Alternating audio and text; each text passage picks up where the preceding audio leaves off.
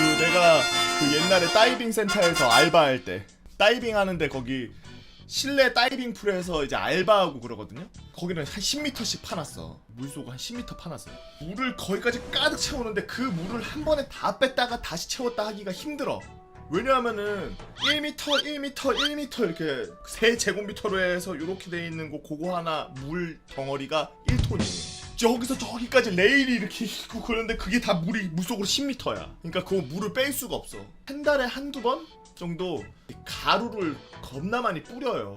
사람들은 그걸 보고서 조금 뭐야 물 새 걸로 안 갈고서 계속 쓰는 거야 이럴 수 있는데 현실적으로 못 갈아. 그거 갈면은 여러분들 그 다이빙 센터 가서 그거 뭐 한 몇천 원 주고서 막 이렇게 다이빙 배우고 뭐 몇만 원 주고 다이빙 배우고 그거 못 해요. 몇십만 원씩 줘야 돼.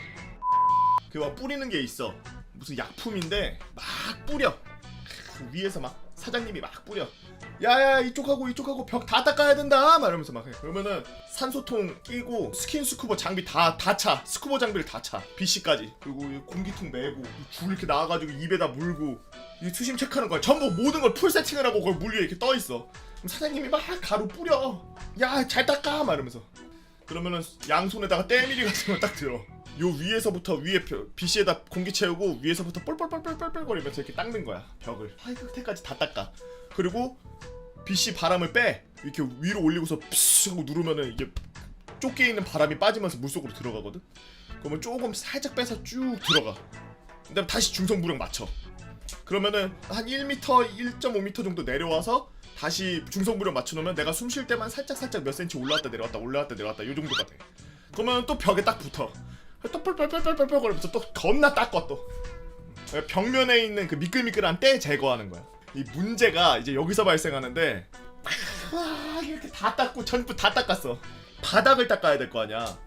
바닥 닦으려 그러는데 BC에다가 공기 쭉 다 빼고서 숨 이렇게 쉬고 있는데 내 몸이 뜨는 거야. 아니 시야가 안 보여. 앞에가 완전 뿌예. 완전 시야가 내 손이 이렇게 있으면 손이 안 보여요. 시야가 아예 안 나와서 여기 이렇게 했는데 내 손이 안 보일 정도로 아무것도 안 보여. 이렇게 해야지 보여 내 손이. 근데 분명히 내가 바닥으로 내려가려고 BC 공기를 다 뺐다? 근데 귀가 물속 들어가면은 귀 압력이 쭉 이러면서 막 밀려 들어오잖아. 여러분들 바닷가나 아니면 수영장 같은 데 갈 때 그 잠수하고 이러면은 귀에 압박 들어오잖아요. 그러면은 보통 스쿠버나 스킨 할 때 기본적으로 배우는 게 이퀄라이징이라 그래서 코 이렇게 잡고 이렇게 불어가지고 코 귀에 있는 그 고막하고 바깥쪽에서 미는 압력하고 맞춰주는 작업을 계속해요. 그러니까 밖에서는 고막을 막 밀라 그러는데 내가 이 안에서 숨으로 쾅 이렇게 불면은 고막으로 바람이 피스 하면서 들어오면서 바깥쪽 압력하고 안에서 미는 힘하고 해서 고막 그걸 지켜주기 위해서 이렇게 이퀄라이징이라고 계속 그걸 하는데 분명히 나는 내려가고 있는데 이게 내 몸이 이렇게 뜨는 거야. 내 몸 기분은 계속 물 위에 이렇게 점점 이렇게 떠오르는 것 같아. 그 물속에 한 10m 되니까 한참 이렇게 올라오는 느낌이야. 막 앞에 안 보이지. 몸은 떠서 계속 올라오는 것 같지. 귀는 막 압력이 막 미친듯이 와. 그러면은 이게 지금 이미 만약에 내가 물속에서 이퀄라이징 한 상태에서 올라오다가 귀가 만약에 팽창하고 있는 상태면 내가 여기서 다시 이렇게 코를 또 불면 고막이 터질 것 같은 거야. 그래서 오히려 이게 귀가 이제 바깥쪽으로 먹먹해질 때는 침을 꼴깍꼴깍 삼켜서 이게 그 침을 또 세게 삼키는 것만으로 또 이퀄라이징이 되거든요. 나는 그때 당시에 그 초짜라서 침으로 이퀄라이징 하는 걸 몰랐어. 꿀꺽꿀꺽 숨을 삼키는 것만으로 이게 이퀄라이징이 돼야 되는데 안 되는 거야. 막 너 귀는 막 터질 것 같아. 점점 아파. 근데 이게 막 바깥쪽으로 막 아프. 난 몸은 뜨고 있으니까 나 바깥쪽으로 막 아픈 것 같고 막 착각이 오는 거야. 막 미치는 거야 사람이. 막 계속 침을 계속 먹으면서 막 이러면서 계속 귀를 막 이퀄라이징 하려고. 왜냐면 코 이거 하면 귀 고막 터져버리니까. 혼자 막 침 계속 삼키면서 또 아무것도 안 보이고 막 이러면서 계속 막 몸이 떠. 아, 내 이러다가는 고막을 잃을 것 같은데 이러는데 갑자기 발이 바닥에 닿더라. 안 보이는 상태에서 몸이 뜨고 있다고 생각했는데 가라앉고 있는 거야. 여튼 그거 청소하는 거 썰 풀자면 막 청소 그렇게 막 다 해. 하고 재밌는 게 막 이렇게 다 닦고 바닥도 다 닦고 다 닦아. 그 다음에 다 했습니다 사장님 이러고 올라오면 나도 이제 그러면 다음날 가잖아. 개구리 알 낳은 것처럼 몽골하게 막 뭐가 이렇게 막 뭉쳐있어. 그게 막 물이 막 다 떠있어. 물은 개 깨끗해져 있고. 그러면 그 위에 그 몽골한 거 그 개구리 알 같은 것만 싹 걷으면 돼. 군대에 있을 때 전투화를 신고 생활을 못했어요 제가. 군인이면은 다 전투화를 신고 있어야 되잖아.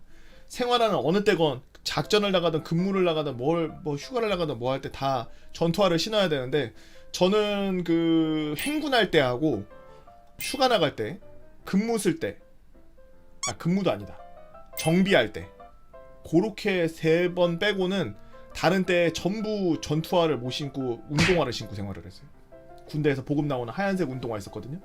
그 운동화를 신고 생활을 했는데 왜 그랬냐면 2등병 때 1병 때는 너무 바쁘고 할 일이 많고 매일매일 내가 일하고 올라와서도 내무실에서 해야 될 일들이 많고 내무실에서 해야 될 일들 뭐 청소 준비하는 거부터 해가지고 뭐 빨래 건조대 막 다 올리고 내리고 뭐 해야 되는 거부터 해가지고 잡다한 게 굉장히 많아. 막 침상 정리해야 되고 막. 근데 그런 잡일들을 막 하면서 내 자신의 몸에 대해서 아프거나 그런 거를 전혀 인지를 못하고 있었는데 겨울에 발가락 끝에 감각이 없는 거야. 그래서 아우 동상 걸렸나 싶었어. 너무 추우니까. 조금 따뜻해질라 그러는데 그때도 발가락에 감각이 없더라고. 발가락 끝에들이 다 느낌이 없어. 이게 어느 정도로 느낌이 없냐면 바늘 같은 걸로 이렇게 찔러도 마취된 것처럼 느낌이 없어. 그냥 내 발이 아니야. 내 발 느낌이 아니야. 그 병원에 갔는데 병원에 가서 의사 선생님이 그 바늘로 갖다가 이렇게 내 발가락을 이렇게 찌르는데 피가 나는데 안 아프더라고. 그래서 나는 처음에 그걸 알았을 때 병원 가기 전까지 동상 걸린 건 줄 알았어. 그래서 맨날 따뜻한 물에다가 발가락 담그고 있고 그랬어요. 지금도 그때 여파로 발가락 끝에 특히나 엄지발가락은 끝에가 앞에 이렇게 발톱이 이렇게 있으면 발톱 밑에 살이 이렇게 동그랗게 있잖아. 그 발톱 앞에 있는 거 동그랗게 튀어나와 있는 그 살에 감각이 무뎌요. 되게 전기 오르는 느낌 난다고 해야 되나? 그냥 약간 먹먹한 느낌이야. 마취됐을 때 딱 그 느낌인데 지금도 그래. 상병 달고 나서 조금 이제 병원을 자주 갈 수 있게 돼서 병원에 가는데 병원 가서 말을 했어. 이거 이상하다 뭐 했다. 그래서 이제 이것저것 막 검사를 했어. 그 의사 말로는 이제 동상은 아닌 것 같다는 거야. 그러면서 자기도 조금 찾아봐야 되고 뭐 하니까 다다음 주에도 계속 이러면 또 오래. 그래서 지금 거의 뭐 6개월 동안 이러고 있는 상태라 다다음 주에 다시 오겠습니다. 그러고서 의사 그 군의관한테 말하고 다시 갔다가 쉬고서 다시 갔어. 그러고 나서 군의관이 지금도 그러냐 막 이러고서 바늘로 찔러보고 피도 내보고 막 이랬는데 감각이 없는 거야. 발가락 끝에 감각이 없어. 의사가 하는 말이 이게 쉽게 말하면 나무 기둥 있는 데가 지금 골맞다 그러는 거야. 무슨 말이냐 그랬더니 그림 그려주더라고.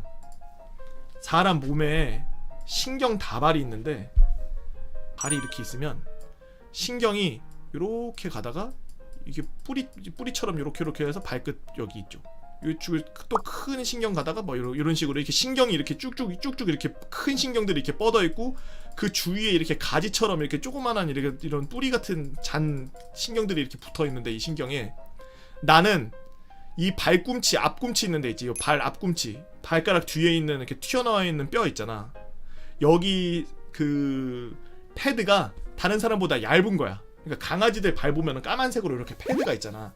그런 것처럼 나도 사람들도 거기가 이제 충격을 완화하기 위해서 살이 두껍고 막 지방층도 있고 막 그런데 나는 거기 살이 굉장히 얇은 거야. 그래서 그 근막하고 근육하고 그 다음 그 안쪽에 이제 신경계통이 있고 이런데 그 신경계통이 데미지를 다 받고 있는 거야.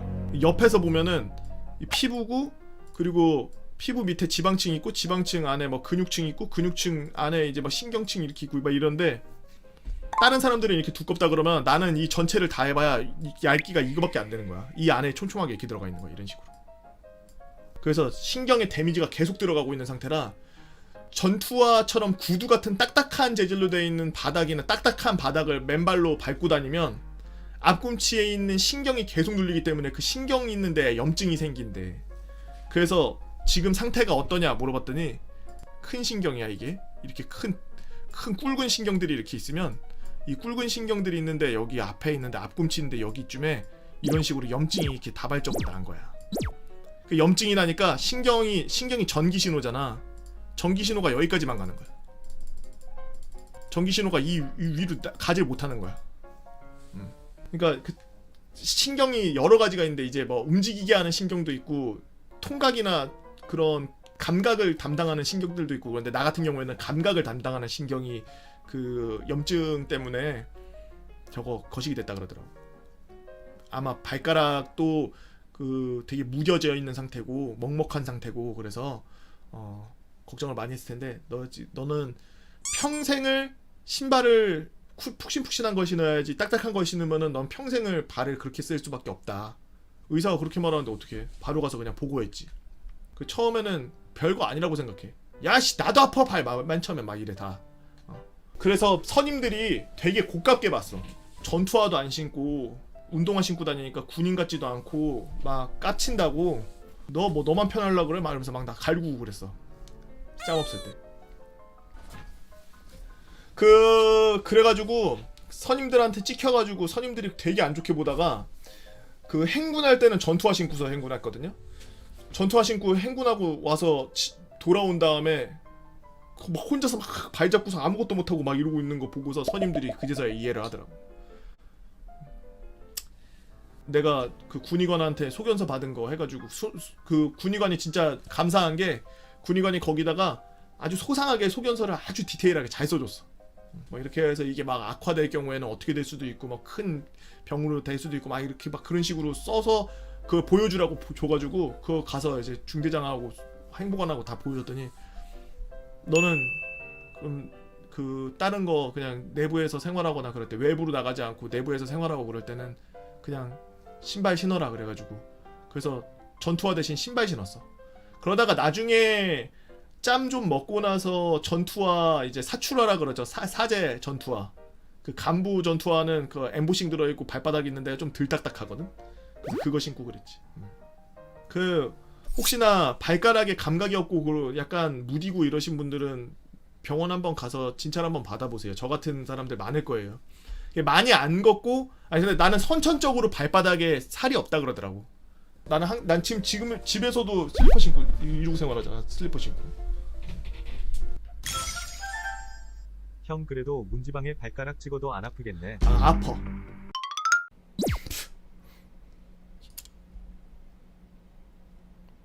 그 옛날에 박찬호 썰 생각난다.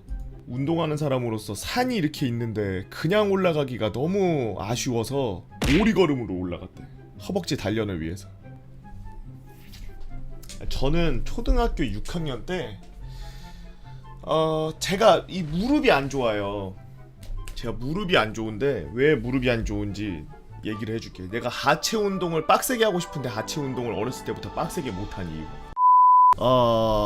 제가 초등학교 4학년 때 이사를 갔어요. 도시는 아니고 시골 같은 곳에서 그 완전 신도시로 이사를 갔어. 8차선 도로 건너편에 신도시들이 막 만들어지고 우리는 이쪽 건너편에 좀 이렇게 시골같이 돼 있는 그런 데 살았어. 그러다가 이제 초등학교 5학년 돼서 신도시에 딱 이제 입학을 딱 하나 들어갔는데 그때 막 겨울이잖아. 이제 개학이라서 아침 조회한다고 다 막 모여있는데 애들 다 모여있어 운동장에. 나도 서야 되니까 나는 반도 없어. 어딘지도 몰라. 그래서 그냥 아무데나 이렇게 맨 뒤에 아무 반이나 뒤에서 이렇게 서 있었어. 근데 다른 애들 막 옷이 막 다 나이키에 막 리복에 막 아디다스 막 이런 거 입고 있는 거야. 막 패딩 같은 거, 잠바 같은 거 막 이런 거. 근데 그때 당시에 나는 시장표 그 파카드 같이 이렇게 생긴 그런 걸 입고 있었어. 나중에 이렇게 교실 들어가서 내가 몇 반인지 이렇게 물어보고서 그 교실에 들어갔는데 이제 애들이 막 와서 이것저것 물어보는 거야. 너 어디서 왔어? 어디 학교 다녔어? 막 물어봐. 그래서 나 저 옆에 있는 학교 다니다가 왔어. 막 이러고서 애들한테 얘기하는데 애들이 그때부터 개무시하는 거야. 그 중에 하나 깐죽깐죽거리는 놈이 하나 있었는데 걔가 나한테 야 촌놈 이러는 거야. 너 그거 옷 어디 거냐? 막 이래. 이거 시장에서 샀는데. 야 시장이래? 막 이러면서 막 엄청 웃어. 못해도 아울렛이나 그런 데 가서 옷을 사는 거야. 걔네 집들은. 그때부터 이제 화가 좀 많아졌죠. 지금 화가 많은 이유가 그때 화가 많아서 그래. 그전엔 착했어요. 뭐래? 나는 막 이제 그때 당시에 롤러브레이드라는 거 막 타고 다니고 자전거 타는 거 좋아해서 여기 신도시 왔는데 신도시 오니까 내가 이사 간 데는 어필 다운 일이 없이 그냥 완전 평지야. 그냥 다. 뭐 이렇게 내려가는 데도 없고 힘들게 올라가는 데도 없고 막 재미가 없어. 뭘 하고 싶은데 뭐가 없네 막 이러고 있었는데 그때 당시에 제일 유행했던 게 이제 여러분들도 알겠지만 뭐 우주소년단, 해양소년단, 보이스카우트 막 이런 것들이 있었어요. 딱 봤는데 보이스카웃이 학교 내에서 애들끼리 파워가 제일 세고 사람이 제일 많아. 우주소년단 뭐 해양소년단 이런 거 하는 애들을 개무시하는 거야. 그래서 초등학교 5학년 때 보이스카웃 신청을 해요. 이게 문제 발단이 된 게 언제냐면 강원도에 있는 유스 호스텔 어디를 갔는데 거기서 이제 일이 터졌어. 이제 보이스카웃하고 걸스카웃이 있어요. 근데 보이스카웃에 있던 그 선배 형들이 걸스카웃 애들 놀고 있는데 거기 가서 막 걸스카웃 애들이랑 막 논 거야. 근데 뭐 일반적으로 놀고 막 그러진 않았으니까 그렇게 혼났겠지? 전체 다 집합한 거야. 그 학교 보이스카웃, 걸스카웃 전체 집합. 오늘 예정에 없던 극기 훈련을 시작하겠다. 이러는 거야. 그 앞에서 조교가. 그러고서 몇 분까지 집합을 해서 집합해서 딱 갔는데 자 지금부터 오리걸음으로 이 산을 넘는다 이러는 거야. 그 산이 솔직히 말해서 그냥 걸었으면은 뭐 한 20분이면 올라갔다 내려올 만한 그런 동산보다 조금 높은 정도였는데 그걸 거의 뭐 1시간 걸려서 애들 막 올라갔다 내려왔으니까. 그러니까 애들이 오리걸음으로 걷다가 막 일어서서 걷는 애들도 있고 막 무릎으로 걷는 애들도 있고 그런데 나는 걷다가 나중에 무릎이 풀렸는데 도저히 못 걷겠어서 그냥 무릎으로 걸었어. 근데 그 이후로 무릎 관절이 굉장히 안 좋아졌어요. 초등학교 6학년 때 이미. 제가 왜 그랬냐면 기억이 나는 게 제가 시골 살다가 초등학교 다른 데로 옮겨오면서 이사간 집 앞에 건너편에 자전거 좀만 타고 가면은 KFC가 있었어. 그래서 할머니한테 맨날 할머니 나 KFC 가서 햄버거 사 먹게 5,000원만 이래서 그거 돈 받아가지고 가서 햄버거를 맨날 사 먹었단 말이야. 내가 초등학교 6학년 됐을 때 몸무게가 167에 거의 90kg 가까웠어요. 원래 그전에는 굉장히 말랐었어. 완전 빼빼 말라가지고 아무것도 없는 그냥 깍딱이 같았는데 갑자기 그렇게 몸이 확 불더라고. 근데 그게 몸이 갑자기 급격하게 불고 있는 상태인데 그 상태에서 막 오리걸음으로 산을 올라갔다 내려왔다 막 하니까 무릎이 그때 작살이 났어.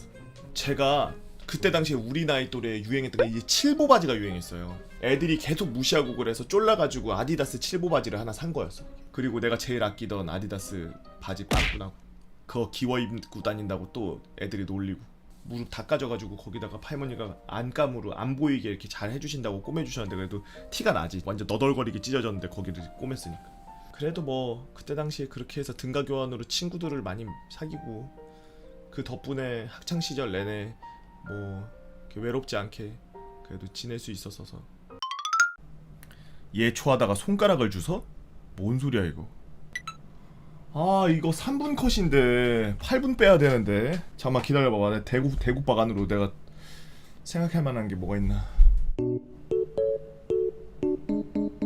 오케이. 안녕하세요 보고형. 저는 2010년 육군에서 복무했습니다. 때는 6월 초여름이었습니다. 6월이었으면 엄청 더웠겠네. 물상병이었던 저는 부대에서 예초병을 뽑고 있다는 말을 들었습니다. 예초병은 예초병 업무가 끝나고 난 후 3박 4일의 포상휴가가 있다는 말을 듣고 지원을 했지만 모든 선임들은 불쌍한 눈빛으로 저를 쳐다보았죠. 그리고 한 달 정도 지나고 저는 선임들이 왜 저를 불쌍한 눈빛으로 쳐다보는지 이유를 알게 되었습니다. 작업간부 1명, 병사 6명으로 된 부대 전체의 예초와 쥐똥나무 다듬기 등을 하는 예초 분단이 만들어졌는데 문제는 미쳐버린 풀떼기의 성장 속도였습니다. 부대 연병장 옆에 커다란 동산이 있는데 모두가 달려들어서 예초를 해도 이틀 정도 걸리는 커다란 동산이었죠. 뿐만 아니라 자라는 풀들은 어찌나 억센 덩쿨들이 많은지 정말 힘들었고 특히 비가 와서 아유 오늘 하루 쉰다 그리고 하루를 쉰다면 풀들은 더욱 질겨지고 더욱 많이 자랐죠. 정글이야? 당시 작업간부님은 군생활 22년 차의 상사분이셨습니다.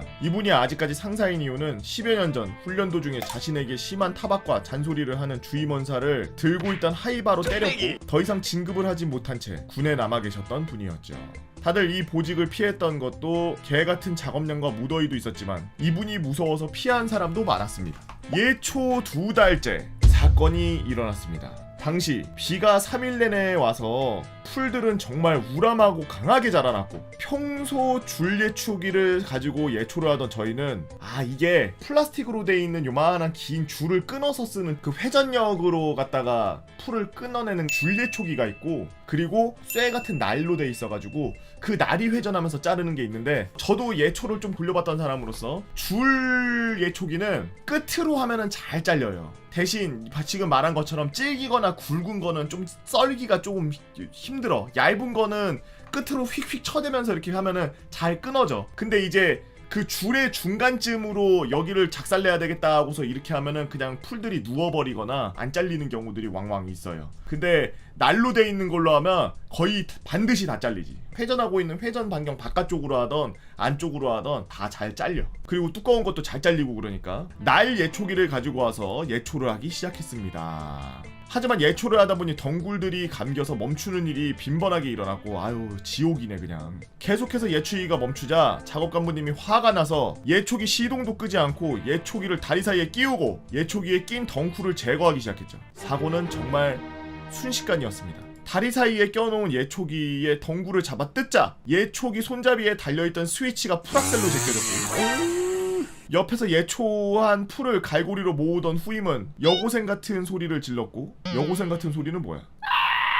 아 이랬나? 작업을 멈추고 비명이 들린 쪽으로 달려갔습니다. 그곳에는 피범벅이 된 손을 멀뚱멀뚱하게 바라보는 작업 간부님이 서 계셨고 모두들 패닉 상태에 빠졌죠. 하지만 더욱 놀라운 건 작업 반장님의 반응이었습니다. 작업 반장님은 나지막하게 빨 좆됐네 라고 말하시고는 야 담배 하나 줘봐 라고 하셨죠.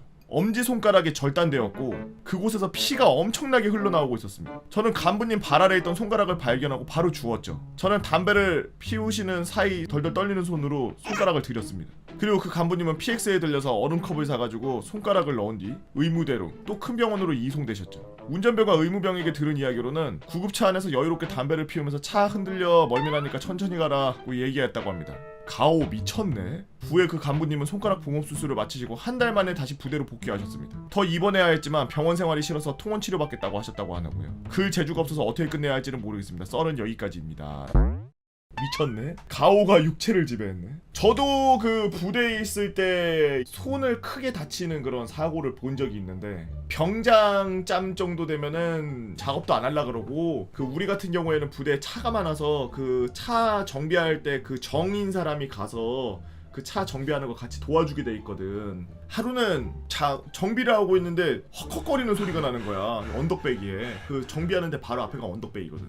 막 헉헉거려. 그래서 아유 누구 군장도나 보다. 야 뭐 누구 이렇게 군장도냐? 나부터 이랬어. 그랬더니 군장 아닌데 말입니다 이래. 사람 없고 뛰고 있습니다 그러는 거야. 병사가 병사를 업고서 뛰고 있더라고. 누군지도 모르겠어. 보통 옆중대면은 옆중대 나랑 비슷한 짬이면 얼굴 다 아는데 뒷모습 봐서는 모르겠더라. 근데 팔 한쪽으로 이렇게 쳐져서 이렇게 뛰어가는데 뒤 정비복 입고 있는 정비병 팔 있는 데가 이게 빨갛더라고. 팔 있는 데가. 야 다쳤나 보다 저거 막 이러고서 군무원님들 그 옆에 있었는데 저 밑에 중대 애 팔 다쳤나 봅니다. 지금 막 엎혀서 막 올라갑니다. 그랬더니 뭐? 막 이래. 나중에 들었는데 이제 정비병은 차를 정비를 하기 위해서 차 보넷을 까고서 거기 안에 뭐 정비를 하고 있었고 병장은 그 운전석에 앉아가지고 딸래딸래 이러면서 놀고 있던 거야. 장난치고 이거 놀고 있다가 뭐 대화가 커뮤니케이션이 잘못돼가지고 뭐뭐 있습니다 뭐 이렇게 얘기한 거를 그거를 운전병 병장이 시동 걸라고 알았어 이러고서 시동을 걸어버린 거야. 걔가 들었을 때는 시동을 한번 걸어보시지 말입니다 뭐 이렇게 들렸대.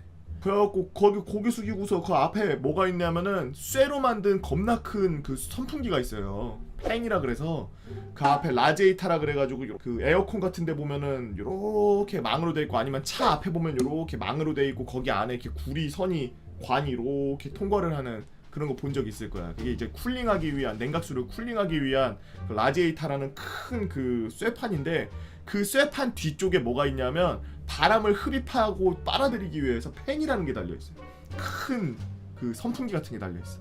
그래서 엔진 시동을 걸면 엔진에 같이 붙어있는 그 팬 프로펠러가 후 하면서 돌면서 앞에 막 흡입을 하면서 라디에이터를 식혀주는 역할을 하면서 엔진으로 가는 냉각수를 빠르게 냉각시켜서 엔진을 식혀주는 이거 역할을 하고. 근데 그냥 시동 걸어버렸으니까 웅 걸리자마자 그냥 앞에 팬은 그냥 바로 최고속으로 돌아버리거든. 왕 하고 돌아버리거든. 거기 안에서 이렇게 손 넣고서 이러고 있다가 걸려가지고 난리가 난 거지. 그런 일들이 왕왕 있어요. 군대에서도 그렇고 실제 생활하면서도 그렇고 그 노가다판에서도 그 아저씨들이랑 같이 이렇게 작업하다 보면은 그 좀 젊은 친구들은 야 험한 일 잘 안 시켜. 막 아저씨들 베테랑 아저씨들처럼 막 장비 다 차고 막 이렇게 위에 고리 걸고 막 다니고 이런 거 잘 안 시키고 온 지 얼마 안 됐고 막 그러면 허드렛 일 시켜. 막 저 정리 다 해놓고 청소해놓고 막 이런 거 보통 시키거든. 그러다가 가끔 뭐 핀 잡아봐라 그래서 막 핀 같은 거 잡고 있고 그러는데 막 망치로 까고 그러다가 손가락 날라가고 막 이런 거 경우 많아.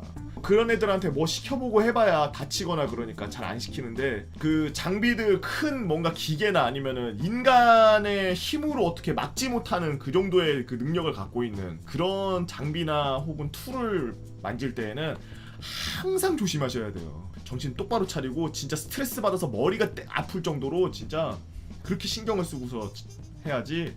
그렇게 안 하면은 순간 그게 내 얼굴을 때리고, 순간 그게 내 팔을 자르고, 순간 내가 막 어디 맞아가지고 으깨지고, 막 순간 어디에 껴가지고 말려 들어가고 막 이렇게 되기 때문에 항상 정신을 똑바로 차리고 있어요. 순간 그게 내 팔을 자르고. 옛날 학교 동기 얘기 들어보면은 다쳐서 다니길래 왜 다쳐서 다녀 그랬더니, 롤링이라고 해가지고 공장에서 그 롤러 이렇게 돌아가는 게 있는데, 그 롤러 있는데 거기에 옷 단이 꼈는데 그걸 뺀다고 이렇게 확 하다가 팔꿈치까지 같이 이렇게 다 밀려 들어가가지고 이 다쳐서 여기 좀 힘들게 그러고 다니더라고. 안 죽은 게 다행이래 진짜. 뒤에 롤러가 약간 그 뭐 비상 그런 게 달려 있어가지고, 센서 달려 있어가지고 빨려 들어가다가 중간에 멈췄다 그러더라고. 그래서 그 팔 잘 못 쓰고 그런 친구가 있어요. 여기저기서 많이들 다쳐. 그러니까 여러분들도 진짜 찰나에 그 약간 0.1초 막 약간 쎄할 때 있잖아. 이거 내가 여기서 그냥 막 하면은 잘못하다가는 어떻게 되겠는데? 여기서 막 세게 하면은 뭔가 다치겠는데? 막 이런 생각이 조금이라도 드는, 딱 그러면 바로 조심해야 돼. 그게 약간 사람 촉이라는 게 있어서 조심해야 되겠다 이런 생각이 딱 들거든. 저도 가끔 가다가 설거지하다가 설거지통에 칼 들어있는 거 망각하고서 그냥 막 도마 같은 거 수세미로 갖다 빡빡 닦고 있다가 부식 하고서 보면 뭐야 짜릿해 뭐가 뭐야 이러면서 보면 막 여기서부터 여기까지 그냥 칼에 쫙 베어있고 막 다른 생각하고 그럴 때 다쳐. 그러니까 항상 그런 큰 작업을 한다든지 크게 다칠 만한 그런 작업을 하고 그럴 때는 항상 정신을 똑바로 차리고 그랬으면 좋겠네요. 여러분들 다치지 마시고 건강하게 군생활 마치시고, 또 군생활 뿐만이 아니라 일반 사회생활 하시면서도 크게 다치지 않게 모두들 몸 조심하시고. 그 일본에 제가 작년에 갔다 왔을 때, 그때는 한 번 제가 잠을 자면 한 새벽 5시쯤 자서 5시 6시쯤 자서 오후 2시 1시에 일어나서 하루를 지냈어요. 그렇게 몇 년을 지냈거든요. 그러다가 이제 재작년에 그러다가 이제 몸이 좀 많이 안 좋아진다 생각해서 최근에는 아침부터 저녁까지 방송하고서 저녁에 한 12시나 11시 되면 자는데, 그때 당시까지만 해도 새벽에 그렇게 밤에 움직이는 습성이 있어서 올빼미여서 와이프랑 같이 일본을 갔는데, 오사카를 갔어요. 일본을 갔는데 낮에 이렇게 움직이고 이게 너무 피곤한 거야. 그래서 이틀째 완전 뻗었어. 이틀째 정말 너무 졸리고, 아침부터 움직였는데 너무 졸리고 미칠 것 같아서 좀 숙소 가서 우리 좀 자다 나오자. 나 도저히 힘들어서 못 걸어 다니겠어. 그래서 이제 숙소 가서 자고서 일어났더니 새벽인 거야. 새벽 1시인가 그런 거야. 이 망했다. 지금 나가봐야 가게 문 닫아놨을 텐데. 그 와이프는 이제 막 짜증났어. 그러니까 나도 일어나야 되는데 잠 자버려가지고 이렇게 깊게까지 잡 줄 몰랐다고 막 둘이서 막 찡찡거리고 있었어. 짜증나. 그래 나가자. 지금이라도 나가면 뭐 있겠지. 그러고서 나갔어. 다른 데는 문 닫아놨어. 사람도 아예 거의 없고, 닫았고 24시간 뭐 이런 가게들만 남았는데, 사람들이 웬만하면 한국 사람들이나 중국 사람들 이런 외국 사람들은 전혀 없고 일본 사람들만 있는데, 일본 사람들도 여자 한두 명하고 남자 한두 명하고 이렇게 해서 3명 4명씩 짝지어서 이렇게 그룹 져서 거리에 이렇게 한 10m씩 이렇게 뚝뚝뚝뚝 떨어져 있더라고. 그래서 저기 뭐 하는데 저기서 저렇게 담배 피우면서 서로 저렇게 얘기하고 저러고 있나, 이렇게까지 술 먹은 사람들인가 이러면서 이렇게 지나갔어. 지나가고 있는데 일본 남자 하나가 오더니 옆에 와이프랑 이렇게 손잡고서 이렇게 가고 있는데, 와이프 옆으로 이렇게 붙더니 우리를 막 이렇게 쳐다보면서 와이프한테 막 뭘 줘. 그래서 찌라시 같은 거. 그래서 내가 노 땡큐 이러면서 지나갔어. 그랬더니 이렇게 위아래로 봐, 계속 따라오면서. 그래서 나도 이렇게 쳐다보면서 노 땡큐 내가 이랬어. 그랬더니 그냥 가더라고.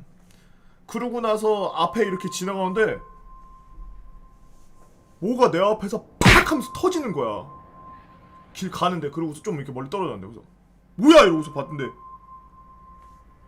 라이터가 터졌어. 그 일회용 라이터, 플라스틱 라이터 바닥에 던지면 팡 하고 터지잖아요. 그게 바닥에 이렇게 터져 있는 거야. 그래서 뭐야? 이러고서 아까 전에 그 지나온데 거기 이렇게 봤어.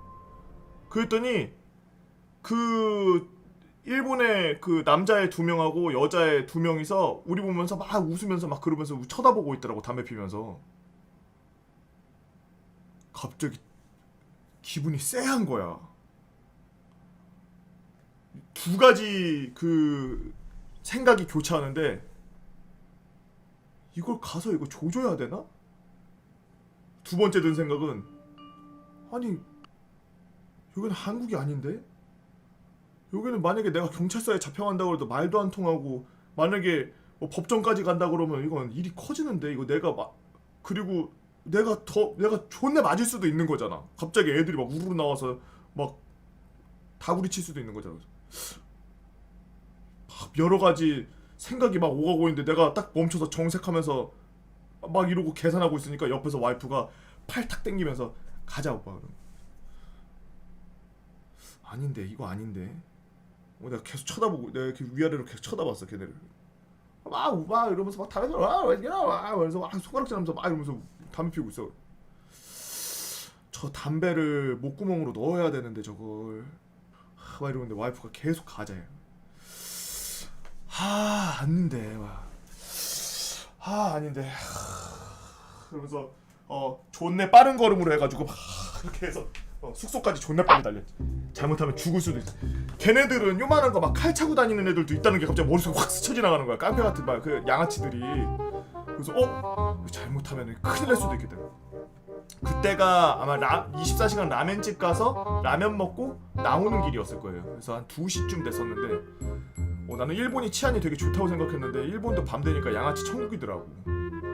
나중에 알게 됐는데 걔네가 뭐 하는 애들이냐면 그 앞쪽에는 뭐 번화가고 먹거리 있고 그런데 그 뒤쪽에는 그 좀 그런 뭐 호스트바 막 이런 것들이 있는 그런 곳이에요. 그런 데서 일하는 애들인 거야. 그런 데서 일하면서 일본 애들이나 아니면은 밤에 잠 안 자고 돌아다니는 외국인들 이런 애들한테 그거 막 돌려주는 거야. 그러니까 우리 와이프한테 그 찌라시를 줬던 거는 놀러 와라. 우리 호빠 놀러 와라 이러고서 준 거야. 그 완전히 날 이걸로 본 거, 완전 이걸로 본 거지. 그때 진짜 우리나라였으면 진짜 이빨이 하나도 없게 세상을 살게 할 수 있는데 진짜 미치겠더라고. 막 정신이 막. 그래서 들어갔는데 내가 흥분해서 막 심장이 막 뛰니까 각성이 돼가지고 잠이 안 오는 거야. 와이프가 그렇게 하지 마. 외국에서 그렇게 하지 마. 미친놈들이야. 걔네가 또라이지. 왜 오빠가 그렇게 화를 내? 하지 마. 막 이래. 나 진짜 나 자존심 상하고 진짜 개짜증 나네. 막 어떻게 해야 되지? 막 머릿속에 계산하는데 답이 안 나와. 이거 외국이니까. 막 머리가 막 점점 떨려. 막 나 혈압 오르면 막 머리 떨리고 막 눈 돌아가거든. 나 막 대가리가 막 점점 자동으로 막 떨리면서 막 돌아가. 혼자 막 먹을 것 좀 사오지. 그래서 밑에 내려가가지고 편의점 가가지고 먹을 걸 이렇게 샀어. 먹을 걸 막 사는데 도저히 제정신으로 못 있겠어. 술을 좀 먹어야 되겠어. 술을 딱 샀어. 일본 술이 먹어도 취하질 않아요. 사케라서. 그래서 그 전날에는 사케를 먹고 안 취한다는 걸 알아서 둘째 날에는 그 좀 도수가 있는 걸 그런 것들을 사서 먹었어요. 그래서 이번에 갔을 때도 똑같이 그랬는데 저번에도 그랬거든. 그래서 가지고 올라가서 그 높은 도수의 사케를 막 꾹꾹꾹 먹고서 그러고서 자고 잠들었지. 자고서 다음날 아침에 맑은 정신으로 이제 놀아볼까? 바로 귀국. 안녕하세요. 사랑하는 유튜브 구독자 그리고 시청자 여러분들 반갑습니다. 오늘은 저의 썰 운전병으로 지내면서 아주 심각했던 교통사고 썰 하나 제가 풀이도록 유튜브 구독자 그리고 아직 구독 안 하신 분들 구독과 좋아요 잊지 말고 한 번씩 눌러주시고 구독자들은 한 번 더 눌리지 마시고. 저는 여러분들이 아시다시피 저는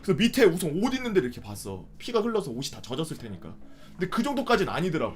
근데 그 상태에서 뽑으면 안 되거든. 제가 군대에 있을 때 보직이 굉장히 많은데 뭐 깍새도 있고 뭐 분대장도 하고 뭐 군종도 하고 막 뭐 고충상량 관리병도 하고 막 무슨 정비병도 하고 막 수송병도 하고 막 맨날 뭐 이것저것 막 엄청 많이 하고 오대기 막 의무병하고 막 이러다 보니까 집체교육도 많이 갔다 오고 막 별짓거리를 다 했는데 의무병 갔을 때 그때 갑자기 그때 생각나더라고. 그 중에서 배웠던 것 중 하나가 칼이나 아니면 뭐가 몸을 뚫고 들어올 정도의 뭔가가 이렇게 박혀있고 그러면 절대 뽑지 마라. 이 모가지에 이게 박혀있는 게 이게 괜히 내가 얼마나 박혀있는지도 모르고 얼마나 들어가 있는지도 모르는데 야 괜찮아 그러면서 뽑아버리면은 혈관을 그 나무가 막아주고 있다가 갑자기 뽑혔을 때 갑자기 그 혈관에서 갑자기 뿜어낼 수도 있으니까. 옆에 군무원 아저씨는 뭐해 빼주지. 안 돼요. 안 됩니다. 안 되면 그 군무원님 안 됩니다. 막 이랬어요. 멘탈도 있어. 근데 애가 지금 자기 이게 뭐가 어떻게 된 건지 몰라.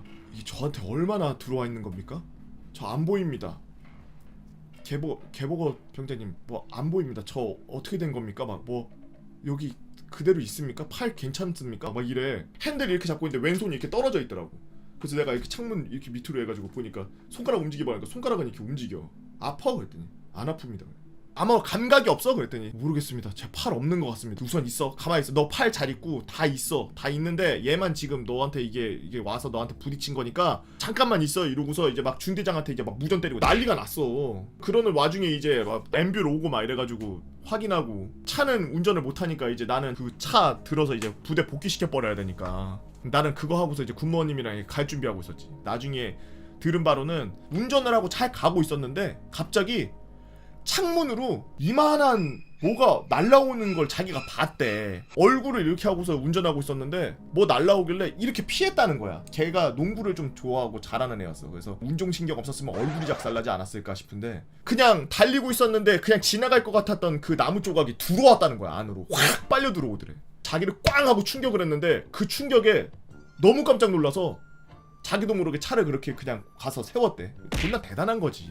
내가 나중에 가서 미안하다 그랬어. 야 내가 그때 막 화내고 그래서 미안하다. 보이지가 않으니까 진짜 몰랐다. 아닙니다. 그래도 그때 개보병장님이 저 말 안 걸어줬으면은 기절했을 수도 있습니다. 그러더라고. 진짜 다행이었던 게 그 강목이 만약에 끝에가 이렇게 깎아가지고 뾰족하게 돼 있는 상태였으면 아마 박혀서 뒤까지 관통됐을 가능성이 있는데 다행히도 이 강목이 그냥 부러져 있던 거였어. 근데 걔가 그냥 와서 면으로 맞았으면은 그냥 타박상이나 아니면은 여기 뭐 쇄골 부러지고 이런 걸로 말았을 텐데 여기 꽂혀 있더라고. 여기 이렇게 꽂혀 있더라고. 여기 이만한 게 이렇게. 다행히도 여기 경동맥 있는데 스쳐 지나가고 이래서 진짜 다행이라 그러더라고. 승모근 있는데 이쪽부터 해가지고 여기 살짝 이렇게 들어가 있는데 거기 주위를 이렇게 맞아가지고 그나마 다행히도 과출혈이나 그런 거는 안 걸렸지. 근데 되게 용감한 게 그러고 나서 그 다음에 작전 나가는데 중대장이 물어봤어. 너 트라우마 와가지고 이런 거 운전 못하는 거 아니냐? 괜찮겠냐? 그랬는데 다음에 안 나가겠지 싶었어. 다음에는 저 정도 사고 나고 그랬으면 트라우마 와서 운전 안 하겠지 싶었는데 그 다음부터는 무조건 나가겠다 그러더라고. 그 친구가 머리가 겁나 컸는데 안 맞은 게 정말 다행이라고 생각해요. 그때 모자 60쌍가 썼는데 그치. 여튼 여러분들 혹시나 알아두셔야 될 게 혹시나 뭐 뾰족한 물건이나 뭐 관통을 당하는 그런 상처를 당했을 때는 실제 그런 의료 팀이 오기 전까지는 강제로 빼거나 그러지 마세요. 더 큰 상처가 될 수도 있고 아니면은 그런 관통한 그런 물건 같은 게 혈관 같은 거를 막아주거나 아니면 혈관 근처에서 딱 붙어가지고 혈류량을 그 방해하고 있어서 자동 지혈이 되고 있는 그런 상태일 수도 있고 여러 가지 상황이 있을 수 있으니까 웬만하면은 실제 전문적인 의료인이 와서 처치할 때까지는 절대로 뽑으면 안 돼요.